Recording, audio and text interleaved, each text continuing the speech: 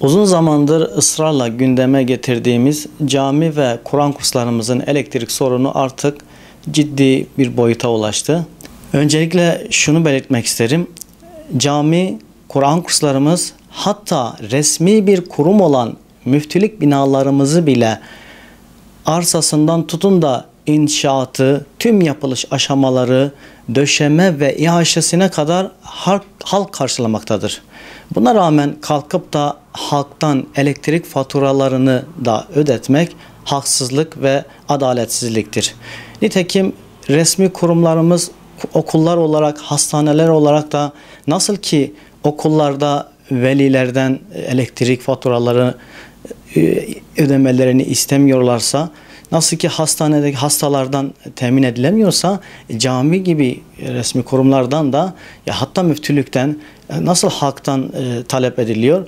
Bu adaletsizliktir.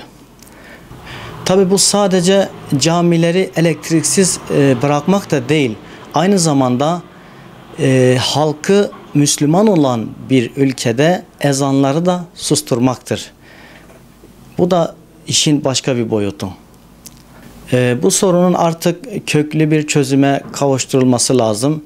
Bu konuda sağ olsun Genel Başkanımız Celalettin Gül Bey gereken girişimleri en gür sada ile yapmaktadır. Değerli Başkanımız hem Enerji Bakanlığı ile hem de Diyanet İşleri Başkanlığımız ile görüşmeler yapmıştı ve çözüm önerilerinde bulunmuştur. İnşallah en kısa zamanda bu sıkıntı resmi olarak da köklü bir şekilde halledilir.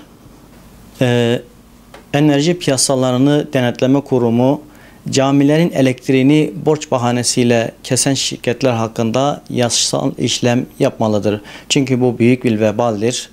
Devletin kurumu olan müftülük binası ve camilerin elektriğinin kesilmemesi lazım. İl ve ilçelerdeki camilerimizin elektriğini kesen şirketlerine de çağrıda bulunuyoruz. Ezanların okunmasına engel olan bu kanunsuz işlemi lütfen durdurunuz. Kestiğiniz elektrikleri bir an önce açınız.